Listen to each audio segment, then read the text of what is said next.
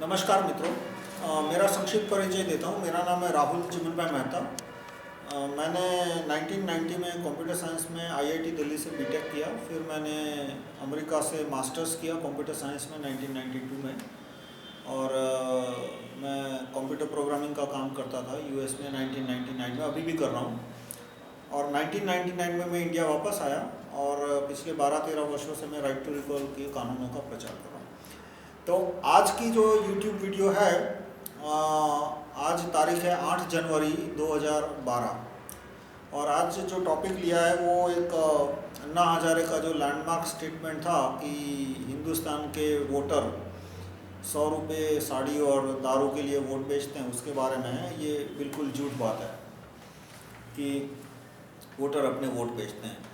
मतलब उसमें 5% एक दूसरे तरह की सच्चाई है और उसको 100% झूठ में बना के फैलाते हैं।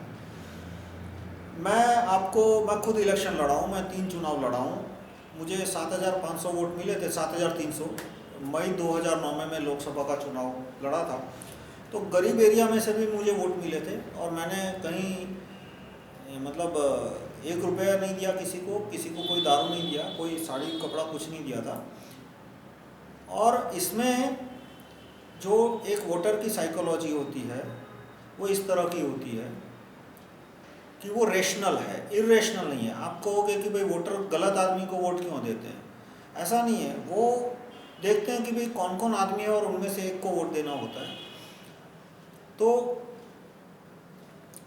जो आदमी कांग्रेस से नफरत करता है, एग्जाम्पल के लिए दूँ, गुजरात का केस लो या अहमदाबाद का केस लो, तो वो देखता है कि भाई कांग्रेस से भी वो नफरत करता है, वो बीजेपी से भी नफरत करता है। हो सकता है वो कोई छोटी पार्टी के या इंडिपेंडेंट कैंडिडेट को पसंद करता हो, पर वो फिर सोचता है कि भाई ये इंडिपेंडेंट या जो छोटी पार्टी का उम्मीदवार है वो तो जीत नहीं सकता।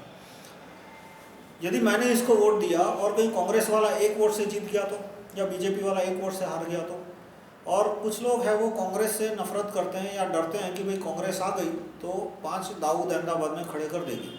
और ये भय उनका ऐसा नहीं कह सकते कि बेसलेस है, इसमें कुछ तथ्य भी है। तो जो आदमी कांग्रेस से नफरत करता है वो बीजेपी से कितनी भी नफरत करता हो, वो घूम फिर के उसके पास बीजेपी को वोट देने के सिवा कोई चारा नहीं है, फिर भले बीजेपी का आदमी कितना खराब हो। इसी तरह से जो आदमी बीजेपी से डरता है या बीजेपी से नफरत करता है, और उसके कुछ वाजिब कारण भी हो गए, जैसे कि कुछ दलित सोचते हैं कि बीजेपी है वो अपर कास्ट की पार्टी है, और कुछ सच्चाई भी है उसमें। मुस्लिम भी बीजेपी से डरते हैं। तो उन्हें कांग्रेस के उम्मीदवार से कितनी भी नफरत हो, उन्हें कांग्रेस को वोट देने के सिवा कोई चारा नहीं है। तो एक मैं इसका सारे इलेक्शन में आप देखोगे कि वोटर के पास अच्छे आदमी को वोट देने का प्रैक्टिकल ऑप्शन है ही नहीं। एक वोटर के पास एक ही ऑप्शन है, प्रैक्टिकली स्पीकिंग, कि वो उसी आदमी को वोट दे सकता है कि जिस आदमी से वो सबसे ज़्यादा नफरत कर रहा है या डर रहा है उसको हराने के काबिल हो। मतलब कि in an election voter can not vote for the person he likes, he can only vote for the person who can defeat the person he hates most. बहुत थोड़ा लंबा वाक्य होगा, मैं इसका फिर से विश्लेषण करके बताता हूँ कि कोई आदमी यदि कांग्रेस से नफरत करता है तो वो देखेगा कि अच्छे कौन है बुरे कौन है, चलो उसको एक आध इंडिपेंडेंट या छोटी पार्टी का आदमी अच्छा लगेगा। फिर वो दूसरा क्लासिफिकेशन करता है कि कौन जीत सकता है कौन नहीं जीत सकता। तो देखेगा कि भाई कांग्रेस वाला शायद जीत सकता है, बीजेपी वाला शायद जीत सकता है। और जैसे उसने देखा कि भाई शायद कांग्रेस वाला जीत जाएगा तो अब उसके पास एक ही ऑप्शन बचा कि वो बीजेपी को वोट दे दे। तो गलत आदमी को वोट इसलिए दे रहे हैं क्योंकि उन्हें उससे भी ज़्यादा गलत आदमी को हराना है। जैसे यूपी में किसी को मायावती से वाजिब कारणों से उससे नफरत है, तो उसके पास एक या 2 ही ऑप्शन है कि या वो कांग्रेस को वोट दे या बीजेपी को वोट दे। क्योंकि वो कोई जो मुलायम के गुंडों से बहुत नफरत करता है उसके पास क्या ऑप्शन है, एक या 2 ही ऑप्शन है कि या तो वो मायावती को वोट दे या तो कांग्रेस को वोट दे। यदि उसने किसी अच्छे इंडिपेंडेंट को वोट दिया और मुलायम का गुंडा 1 वोट से जीत गया तो इस भय की वजह से वो अच्छे आदमी को वोट देने की हिम्मत नहीं कर सकते। तो इसका मतलब ये नहीं है कि वोटर बिकाऊ है या वोटर इरेशनल है। वोटर ने जो डिसीजन लिया वो रेशनल है, उसका उपाय भी है। ये जो समस्या है कि वोटर अपने मनपसंद उम्मीदवार को वोट नहीं दे सकता, वो सिर्फ उसी को वोट दे सकता है जो जिस उम्मीदवार से वो नफरत करता है उसे वो हरा सकता। ये समस्या 800 साल पुरानी है। 800 साल पहले कैम्ब्रिज के एक सोशल साइंटिस्ट ने, पॉलिटिकल साइंटिस्ट ने, जो भी को, उसने ये प्रॉब्लम को नोट किया था, उस पर लिखा था और उसका समाधान भी 800 साल पुराना है। प्रेफरेंशियल वोटिंग सिस्टम बोलते हैं। आप विकिपीडिया पे देखेंगे तो IRV, instant run of voting, दो नाम है, preferential voting system, IRV, instant run of voting system, ये उसका उपाय है। दूसरा वोटिंग अप्रूवल सिस्टम है कि एक आदमी को एक से ज़्यादा वोट देने की फैसिलिटी हो। तो वो बूथ में गया, उसने देखा कि भाई मुझे कांग्रेस को हराना है, एक वोट उसने बीजेपी को दे दिया, तो वो सिक्योर हो गया। अब वो एक वोट, दो वोट, तीन वोट और देने की उसके पास पावर है। तो वो जो उम्मीदवार उसको अच्छे लगते हैं, कम बुरे लगते हैं, अच्छा इंडिपेंडेंट हो, अच्छा छोटी पार्टी, उसको वोट देगा। तो उससे छोटी पार्टियां और इंडिपेंडेंट उभर के आएगी। ये बात सारी बड़ी पार्टियों को खनकती है। इसलिए तो आप देखो कि बीजेपी, कांग्रेस बड़ा कर दूं कि कोई मुझे 10,000 रुपया दे तो क्या मैं मना करूंगा, कोई मुझे 1 लाख रुपया दे तो क्या मना करूंगा, कोई आपको 2 लाख रुपया दे तो क्या आप मना करोगे। तो वो छोटा आदमी है, वो 100 रुपया ले लेता है, कोई बड़ा आदमी होता है वो 100 रुपया नहीं लेता, तो वो शायद 1 लाख रुपया लेगा। तो इस तरह से आदमी ने पैसा ले लिया, कोई दे रहा था, पैसा दे रहा था, उसने ले लिया, वो तो एक सहज बात हुई। पर यह बात नहीं है कि उसने वोट इसलिए दिया क्योंकि उसने पैसा दिया था, क्योंकि हर एक आदमी को पता है कि वोट किसको देना है, वो कॉन्फिडेंशियल होता है, वो किसी को पता नहीं लगता। तो एक बार जब वो बूथ में जाता है तो वो उसी को वोट देता है जो उसको कम बुरा लगे या अच्छा लगे। और पैसा तो वो दोनों जगह से लेता है। आजकल तो सारी बड़ी पार्टियां उसको पैसा देती है, हर एक पार्टी कोई 100 देगी तो कोई 200 देगा, तो ऐसा भी नहीं है कि जिसने 200 दिया उसको वोट देगा। अंत में वो वोट उसी को देता है कि जो उसको कम बुरा लगे या अच्छा लगे। अब उसमें कुछ कुछ वोटर साइकोलॉजी होती है। उसने देखा कि ये आदमी रिश्वतखोर है, करोड़ों रुपया उसने कमाया, अरबों रुपया कमाया, और ये आदमी मुझे 50 रुपया भी नहीं दे रहा, खाना भी नहीं खिलाया, तो उससे उससे नफरत हो सकती है। ऐसा होगा कि यदि कोई रिश्वतखोर नेता यदि वोटर को पैसा नहीं देगा तो वो उसको वोट नहीं देगा, ये अलग बात है। पर यदि उसे पता है कि ये उम्मीदवार ईमानदार है और इसके पास देने को पैसा नहीं है, तो उस केस में वोटर ये नहीं देखता कि इस आदमी ने मुझे पैसा दिया या नहीं। उस केस में वो वही देखता है कि भाई ये आदमी जीत सकता है, नहीं जीत सकता है, कहीं उसकी वजह से गलत आदमी नहीं आ जाएगा। वो रेशनल फैक्टर है, वो बिकाऊगिरी की बात नहीं है। और दूसरी बात ये, जो लोग बोलते हैं कि वोटर पैसा बेचते हैं, अरे वोटर अपना वोट बेचते हैं, वो जब जुडिशरी की बात आती है या बड़े लोगों की बात आती है क्यों चुप हो जाते हैं? कौन न्यायाधीश है जो कि अपने रिश्तेदार वकीलों के फेवर में जजमेंट नहीं देता, या कितने जज है जो कि अपना जजमेंट नहीं बेचते? या तो ये अखबार के पेड न्यूज़ वाले जो है एडिटर या जर्नलिस्ट, कितने जर्नलिस्ट है जो कि बिकाऊ नहीं है? ये अन्ना हजारे वोटरों को गालियाँ देते हैं कि वोटर 100 रुपये में कहा कि इस आदमी ने मुझे पैसा दिया या नहीं। उस केस में वो वही देखता है कि भाई ये आदमी जीत सकता है, नहीं जीत सकता है, कहीं उसकी वजह से गलत आदमी नहीं आ जाएगा। वो रेशनल फैक्टर है, वो बिकाऊगिरी की बात नहीं है। और दूसरी बात ये, जो लोग बोलते हैं कि वोटर पैसा बेचते हैं, अरे वोटर अपना वोट बेचते हैं, वो जब जुडिशरी की बात आती है या बड़े लोगों की बात आती है क्यों चुप हो जाते हैं? कौन न्यायाधीश है जो कि अपने रिश्तेदार वकीलों के फेवर में जजमेंट नहीं देता, या कितने जज है जो कि अपना जजमेंट नहीं बेचते?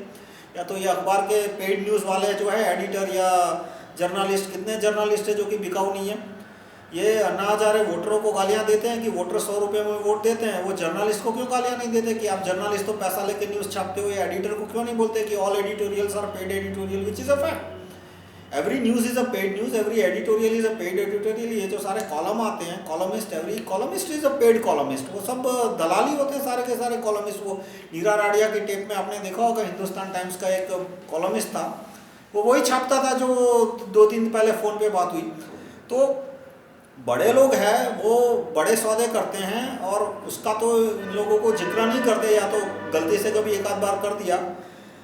और ये कहना कि वोटर पैसे लेके वोट बेचता है, वो गलत है, वो सरासर गलत है। क्योंकि उसे पता है कि वोट उसे जिसे देना हो वो दे सकता है, वो कॉन्फिडेंशियल है, वो कहीं जाने नहीं वाला।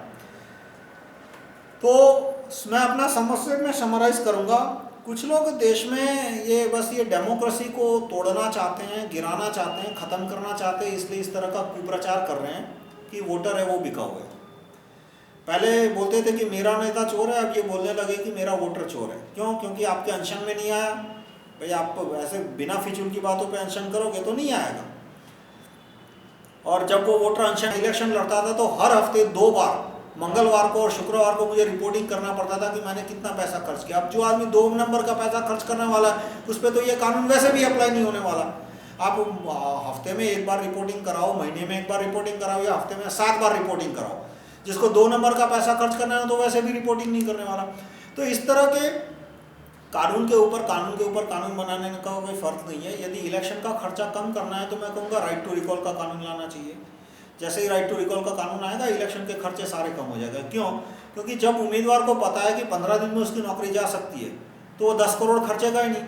आज कोई उम्मीदवार क्यों 10-20 करोड़ खर्च कर रहा है? क्योंकि उसको पता है कि वो 5 साल के लिए उसकी टर्म टिकने वाली है।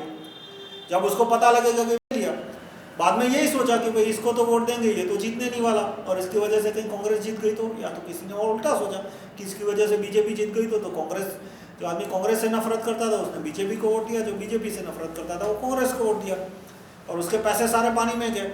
मुझे उसने करोड़ों रुपया खर्च किया, उसे 5000 वोट मिले, मैंने तो सिर्फ अखबार में 5 एडवर्टाइज दी थी, मुझे उससे ज़्यादा वोट मिल गए, क्योंकि जो वोटरों को मेरी एडवर्टाइज अच्छी लगी उन्होंने मुझे वोट दिया। फिर अधिकतर वोटरों में यही सोचा कि भाई ये राहुल मेहता तो जीतने नहीं वाला, और इसकी वजह से कि कांग्रेस जीत गई तो वापस उन्होंने बीजेपी को वोट दे दिया।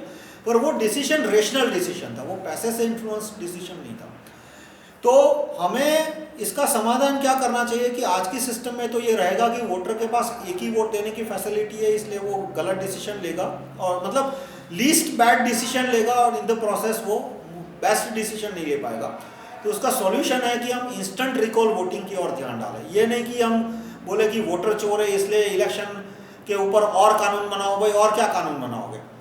तुम बोलोगे कि भाई हर हफ्ते 2 बार, मैं इलेक्शन लड़ता था तो हर हफ्ते 2 बार मंगलवार को और शुक्रवार को मुझे रिपोर्टिंग करना पड़ता था कि मैंने कितना पैसा खर्च किया। अब जो आदमी 2 नंबर का पैसा खर्च करने वाला है उस पर तो ये कानून वैसे भी अप्लाई नहीं होने वाला। आप हफ्ते में 1 बार रिपोर्टिंग कराओ, महीने में 1 बार रिपोर्टिंग कराओ, या हफ्ते में 7 बार रिपोर्टिंग कराओ। जिसको 2 नंबर का पैसा खर्च करना है तो वैसे भी रिपोर्टिंग नहीं करने वाला। तो इस तरह के कानून के ऊपर कानून बनाने का कोई फ़र्क नहीं है। यदि इलेक्शन का खर्चा कम करना है तो मैं कहूँगा राइट टू रिकॉल का कानून लाना चाहिए। जैसे ही राइट टू रिकॉल का कानून आएगा इलेक्शन के खर्चे सारे कम हो जाएगा। क्यों? क्योंकि जब उम्मीदवार को पता है कि 15 दिन में उसकी नौकरी जा सकती है तो वो 10 करोड़ खर्चेगा ही नहीं। आज कोई उम्मीदवार क्यों 10-20 करोड़ खर्च कर रहा है? क्योंकि उसको पता है कि वो 5 साल के लिए उसकी टर्म टिकने वाली है। जब उसको पता लगेगा कि 15 दिन में उसकी नौकरी जा सकती है तो बस वो नॉर्मल खर्चा करेगा, 20-25-50 लाख का जो खर्चा आ सकता है। तुम्हें 15 लाख वोटर है, 15 लाख वोटर तक एक पैम्पलेट भी पहुंचाना हो तो 15-20 लाख का तो खर्चा आएगा। तो उतना खर्चा करेगा, थोड़ा बहुत और करेगा, पर कोई वो यदि राइट टू रिकॉल आएगा तो कोई उम्मीदवार 10-20 करोड़ नहीं खर्चा करेगा। तो हमें ऐसे उपायों पे ध्यान देना चाहिए। एक मैं उपाय कहूँगा instant run of voting, preferential voting system IRV, और दूसरा राइट टू रिकॉल। इससे ये जो बेहताशा पैसे खर्चे जाते हैं पानी की तरह, उसकी समस्या पे ये समस्या कम हो जाएगी। और ये कहना कि वोटर पैसा लेके वोट बेचते हैं वो बात सरासर गलत है। धन्यवाद।